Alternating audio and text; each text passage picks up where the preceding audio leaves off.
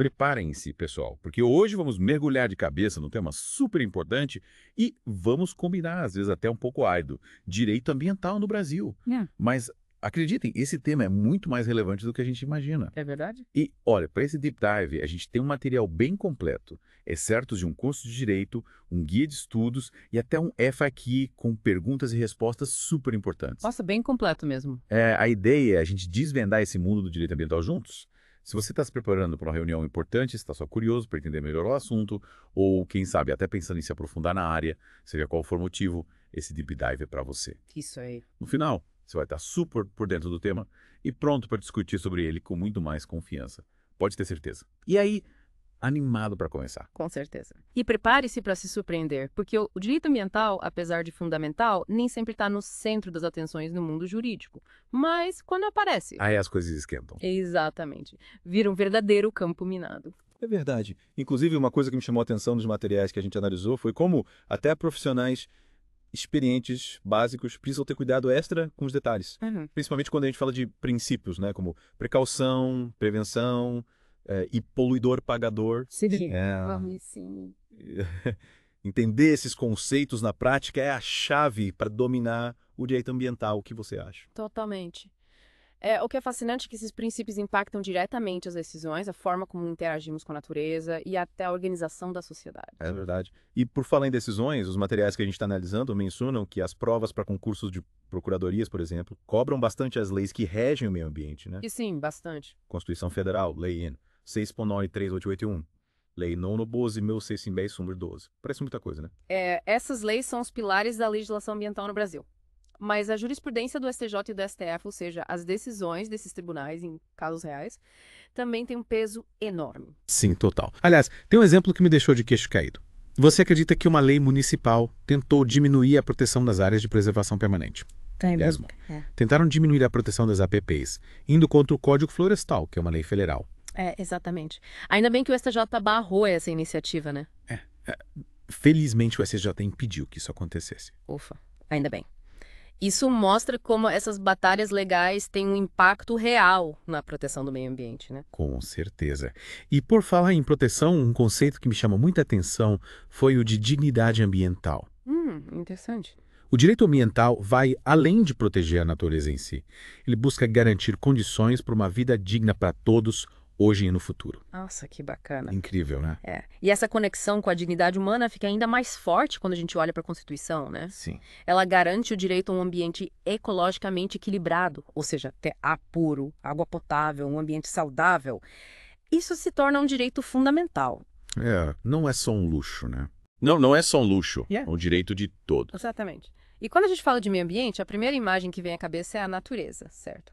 Mas os materiais que a gente está analisando nos desafiam a ir além. Eles mostram que existem, na verdade, 4 tipos de meio ambiente. 4. Natural, artificial, cultural e do trabalho. Nossa, 4 tipos de meio ambiente. Nunca tinha parado para pensar nisso. Pois é. E os exemplos que eles dão ajudam muito a entender essa distinção. Um prédio histórico, por exemplo, faz parte do meio ambiente cultural. Entendi. Enquanto as normas de segurança no trabalho se encaixam no meio ambiente do trabalho. Interessante. Então, o direito ambiental é muito mais amplo e complexo do que a gente imaginava. Sem dúvida. E para entender melhor essa complexidade, então a gente viaja no tempo Parece. e entender como o direito ambiental se desenvolveu aqui no Brasil. Vamos lá. No início, a exploração dos recursos naturais era totalmente desenfreada, era a fase desregrada, como os especialistas chamam. Felizmente, com o tempo, a consciência ambiental foi evoluindo e a legislação acompanhou essa mudança. E como essa mudança aconteceu na prática? Tiveram leis específicas para isso. No começo, as leis eram bem fragmentadas, protegiam só elementos específicos da natureza. Um exemplo é o Código de Caça de 1967. Mas com a Lei 6.938 de 1971, a proteção ambiental se tornou mais integrada, mais completa. É o que a gente chama de fase holística. Entendi. Parece que as peças do quebra-cabeça ambiental finalmente começaram a se encaixar.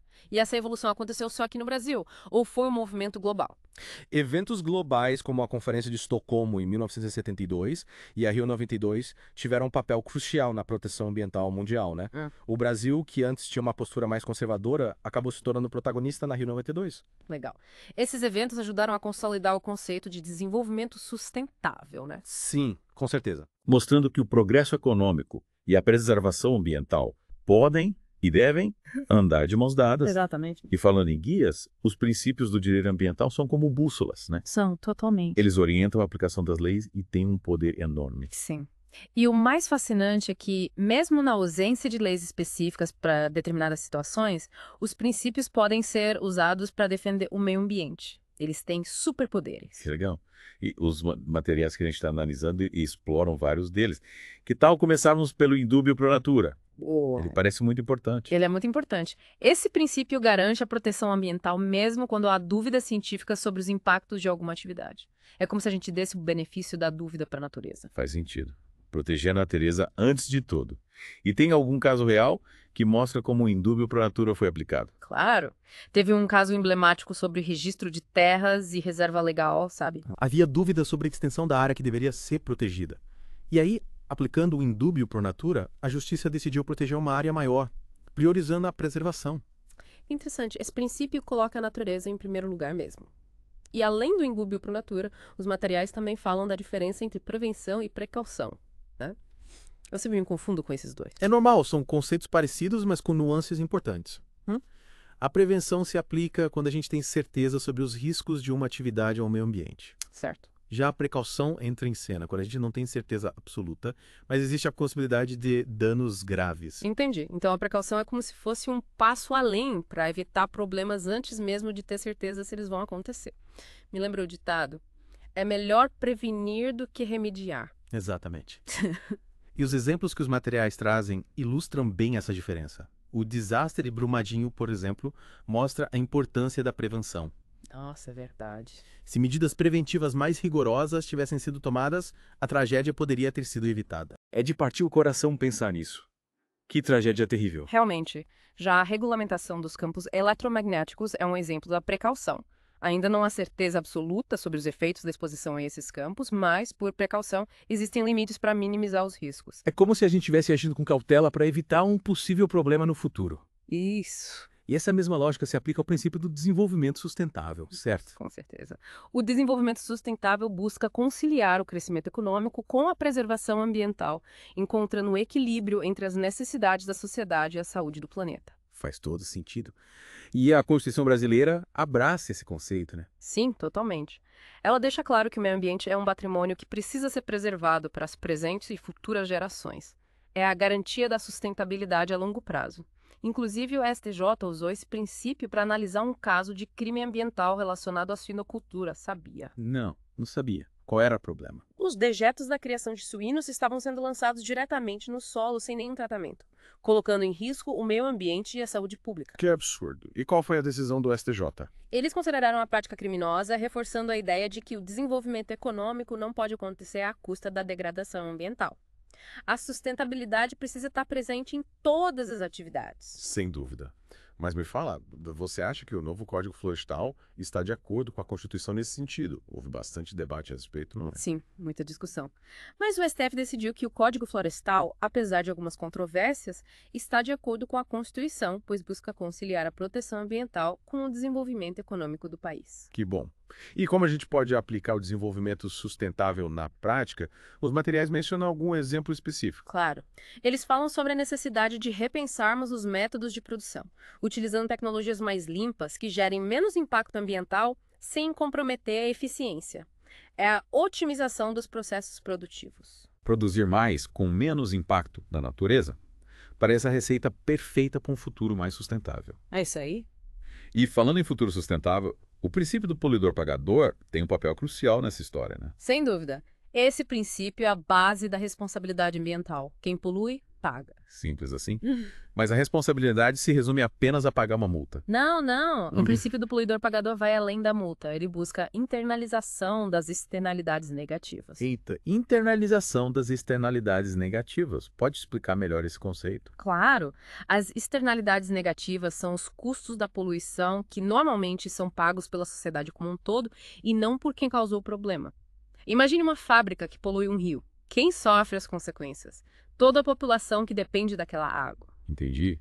É injusto que a sociedade arque com os custos de algo que ela não causou. Exatamente. E o princípio do poluidor-pagador busca corrigir essa injustiça, fazendo com que o poluidor assuma a responsabilidade pelos seus atos, arcando com os custos da reparação dos danos. Gostei disso. É como se a gente estivesse corrigindo um erro, garantindo que a responsabilidade seja assumida por quem causou o problema.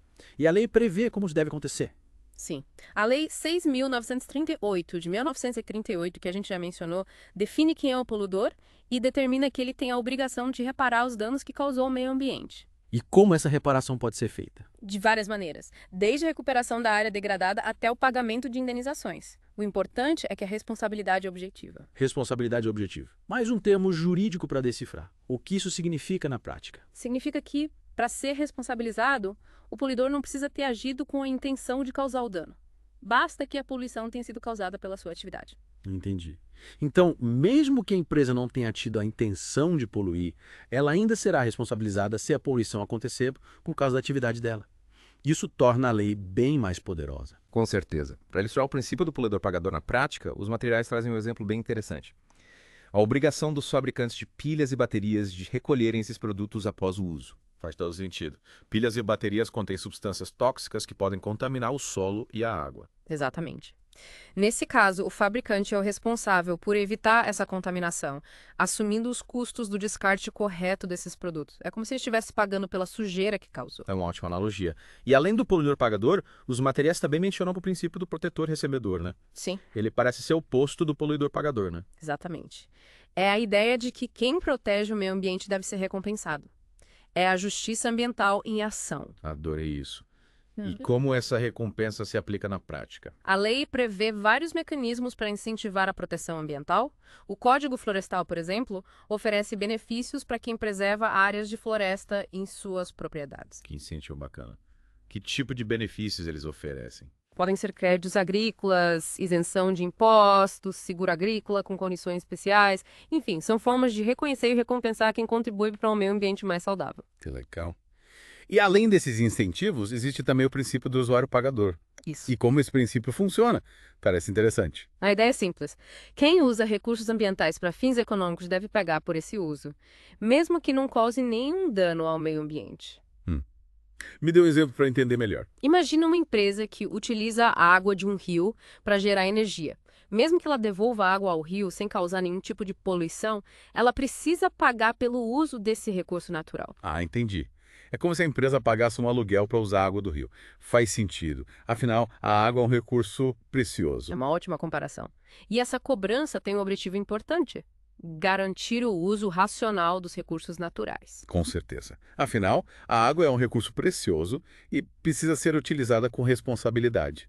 Mas me diga, esse princípio se aplica apenas à água ou a outros recursos naturais também? Ele se aplica a todos os recursos naturais utilizados para fins econômicos. A ideia é que, ao atribuir um valor econômico aos recursos naturais, a gente incentive o seu uso consciente e responsável. É como se a gente estivesse colocando um preço na natureza para que ela seja respeitada e preservada.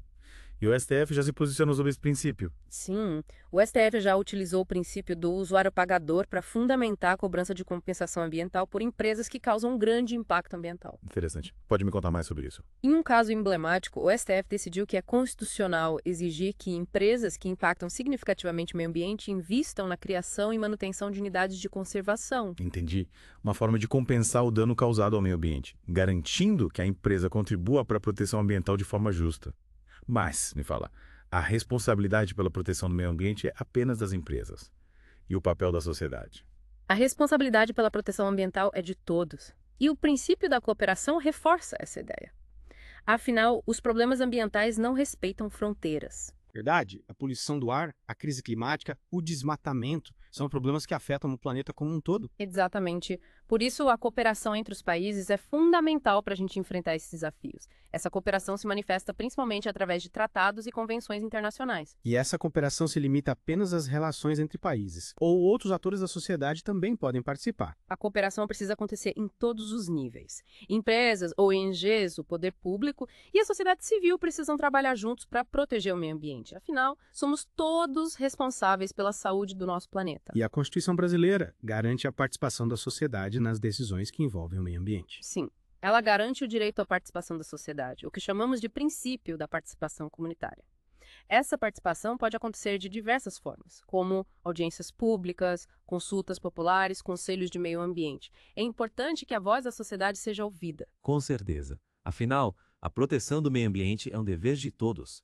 Mas como garantir que a população esteja informada e preparada para participar desse processo? A informação é fundamental para uma participação efetiva. O princípio da informação garante o direito da sociedade ao acesso à informação clara e confiável sobre as questões ambientais. O poder público tem a obrigação de fornecer essas informações à sociedade de forma transparente e atualizada. Que legal! Assim, a sociedade pode exercer seu papel de fiscalizadora das políticas ambientais. Mas, além da cooperação e da participação, precisamos também estabelecer limites para a ação humana, certo? Com certeza. O princípio do limite é fundamental para garantir a qualidade ambiental. Ele determina que a poluição deve ser controlada e limitada para evitar danos ao meio ambiente e à saúde humana. É como se a gente estivesse traçando uma linha vermelha que a poluição não pode ultrapassar. Exatamente. E a lei estabelece padrões de qualidade ambiental que devem ser respeitados. Esses padrões definem, por exemplo, os limites máximos de poluentes que podem estar presentes no ar, na água e no solo. E o poder público tem o dever de fiscalizar o cumprimento desses padrões, certo? Sim. E aplicar sanções para quem não os respeita. O princípio do limite é uma ferramenta essencial para garantir um meio ambiente saudável para todos, inclusive para as futuras gerações. Por falar em futuras gerações, o princípio da equidade intergeracional nos lembra da nossa responsabilidade em proteger o meio ambiente para aqueles que ainda virão. É como se a gente estivesse pedindo o planeta emprestado para nossos filhos e netos, né? E a gente tem o dever de devolvê-lo em boas condições. É verdade. A Constituição Brasileira e a Declaração do Rio 92 reforçam a importância da sustentabilidade e do compromisso com as futuras gerações. Que bom saber que a legislação brasileira se preocupa com o futuro do planeta. Mas, para garantir que esse compromisso seja cumprido, é preciso que haja justiça ambiental, certo? Com certeza. O princípio da justiça ambiental busca garantir que todos tenham acesso aos recursos naturais e a um meio ambiente saudável, independente da geração a qual pertencem. E para alcançar essa justiça ambiental, é preciso combater as desigualdades sociais que, muitas vezes, impedem o acesso de parte da população a um meio ambiente saudável. Concordo. É preciso garantir que todos tenham o direito de viver em um ambiente limpo, seguro e sustentável. É isso aí. E para a gente finalizar essa parte do nosso mergulho, vamos falar sobre o princípio da ubiquidade. O que ele significa. Esse princípio nos lembra que o meio ambiente está em todo lugar e que, portanto, a sua proteção deve ser uma preocupação constante em todas as esferas da nossa vida. Ou seja, a gente precisa repensar as nossas ações e adotar práticas mais sustentáveis no nosso dia a dia, seja em casa, no trabalho, na escola ou na comunidade. Todos nós podemos fazer a nossa parte para garantir a saúde do nosso planeta. Exatamente. E aí, tudo pronto para a gente continuar nosso mergulho no direito ambiental. Lembra que na primeira parte a gente explorou os princípios que, norteiam essa área, que é super importante, né? Agora, vamos descobrir os instrumentos que botam a Política Nacional do Meio Ambiente, a PNMA, em ação. Nossa, eu sou super curiosa para entender como essa caixa de ferramentas do direito ambiental funciona na prática. Saber como as leis se transformam em ações, em coisas concretas para proteger o meio ambiente é fundamental, né? Total. E a Lei 6.938 de 1991, a famosa PNME, é o nosso guia nesse processo. Ela, estabelece instrumentos bem poderosos para garantir a preservação ambiental, como o estudo de impacto ambiental, o famoso EIA-RIMA. Ah, o EIA-RIMA. Já ouvi falar bastante, mas confesso, ainda tenho uns dúvidas. Para que ele serve exatamente? É só para projetos grandes, assim? O EIA-RIMA é um estudo bem detalhado que avalia os possíveis impactos ambientais de um projeto, tipo a construção de uma hidrelétrica ou de uma rodovia, sabe? Mas ele não se limita só a grandes obras. A legislação define os tipos de empreendimentos que precisam passar por essa avaliação. Entendi. Então ele serve para analisar os impactos na água, no ar, no solo, na fauna, na flora. Até nas comunidades locais, é isso? Exatamente. Ele analisa tudo isso e muito mais. E quem faz esse estudo é uma equipe, sim, multidisciplinar de especialistas. Biólogos, engenheiros, geólogos, sociólogos. É um time completo para avaliar todos os aspectos do projeto. Nossa, uma análise bem completa mesmo. E o que acontece depois que o estudo está pronto? Quem decide se o projeto pode ou não ser realizado? O estudo é, submetido à aprovação do órgão ambiental responsável, que pode ser federal, estadual ou municipal, dependendo do projeto. Com base no EIA-RIMA, o órgão ambiental decide se o projeto é viável do ponto de vista ambiental e pode, inclusive, estabelecer condições para minimizar os impactos. Interessante. Então, o EIA-RIMA funciona como um filtro, né? Garantindo que só projetos ambientalmente responsáveis sejam aprovados. E que tipo de condições o órgão ambiental pode estabelecer? Eles podem exigir medidas de compensação, como a recuperação de áreas degradadas, a criação de unidades de conservação ou investimentos em projetos de educação ambiental. O objetivo é compensar os impactos que, vamos dizer, são inevitáveis do projeto. Parece que o EIA-RIMA é uma ferramenta, sim, essencial para o desenvolvimento sustentável, né? Garantindo que o crescimento econômico não aconteça à custa do meio ambiente. Mas se o projeto não precisar de EIA-RIMA, ele está livre de qualquer controle ambiental, de jeito nenhum. Mesmo projetos que não precisam de JAIOM podem precisar de licenciamento ambiental. É um processo que autoriza a instalação, operação e ampliação de atividades que podem causar impacto ambiental. Entendi. Então, licenciamento ambiental é como uma permissão para que a atividade seja realizada, garantindo que ela siga as normas ambientais. Mas que tipo de atividades precisam de licenciamento? Várias atividades. Indústrias, postos de gasolina, atividades agropecuárias, construção civil. A lista é enorme. E varia de acordo com a legislação de cada estado. Nossa. E como funciona esse processo de licenciamento? É muito burocrático. Ele é dividido em 3 etapas principais. Licença prévia, licença de instalação e licença de operação. Interessante. Explica melhor cada uma dessas etapas. A licença prévia é concedida na fase inicial do projeto.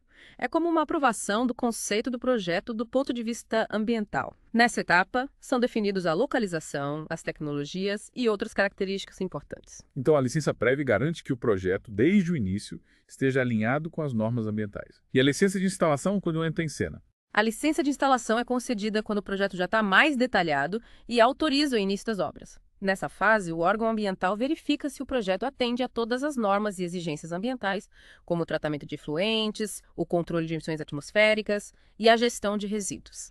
E a licença de operação é a última etapa. Exatamente.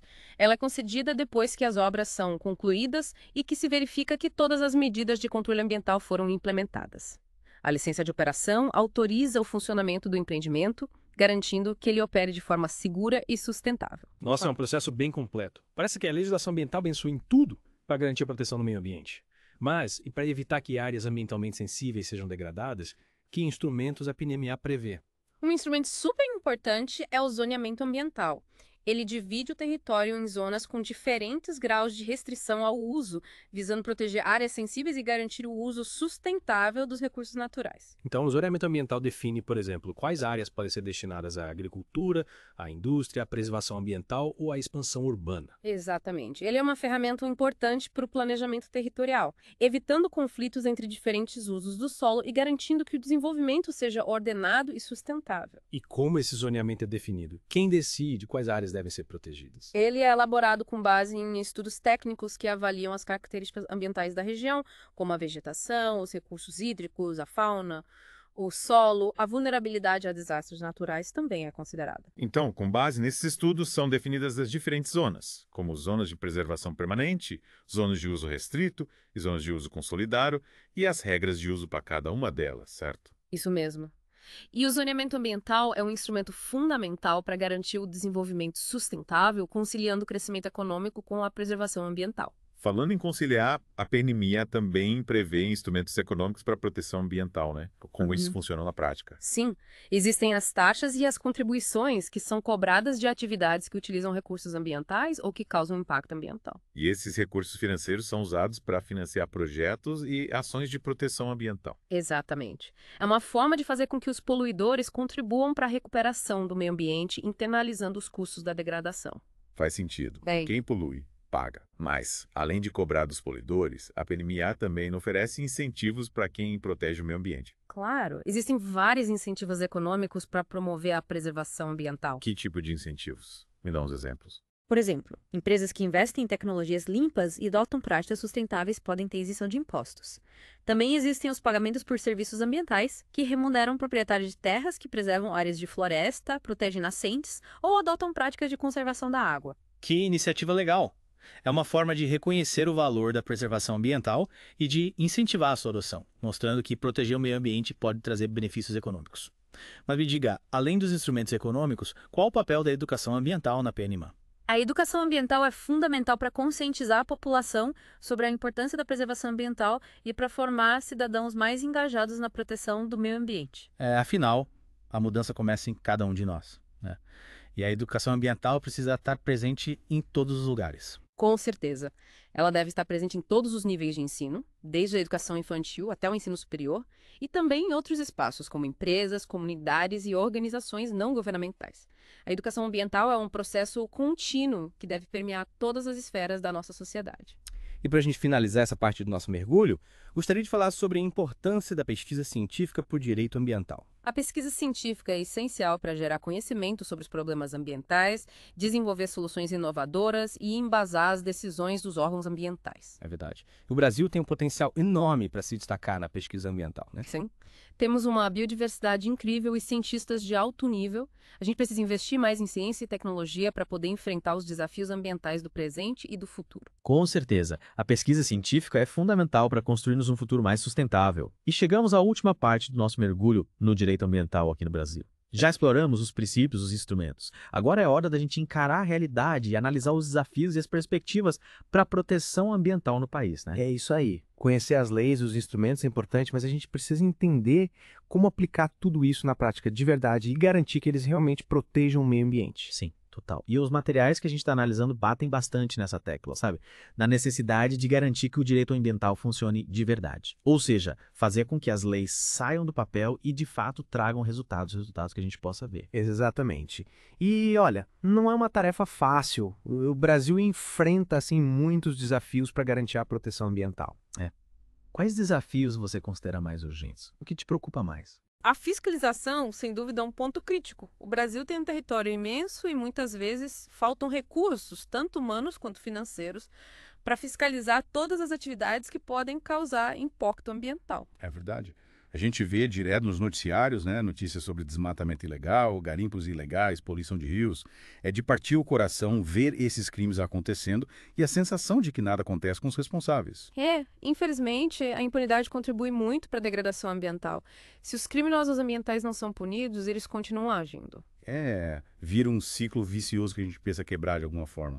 As consequências dessa degradação ambiental são sérias para todo mundo. Com certeza. Perda de biodiversidade, escassez de água, mudanças climáticas são problemas que afetam a saúde, a economia e a qualidade de vida de toda a população. E a conscientização das pessoas também é fundamental para mudar esse cenário.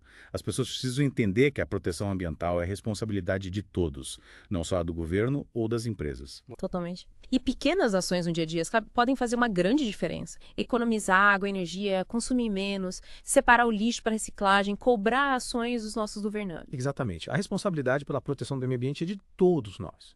Mas, falando em desafios, os materiais que a gente está analisando destacam algumas áreas que merecem atenção especial nos próximos anos. Quais te chamaram mais atenção? A questão das mudanças climáticas, com certeza, é urgente. O Brasil é um dos países mais vulneráveis aos efeitos das mudanças climáticas e a gente precisa agir para reduzir as emissões de gases de efeito estufa e, ao mesmo tempo, se adaptar aos impactos que já estão acontecendo. É verdade.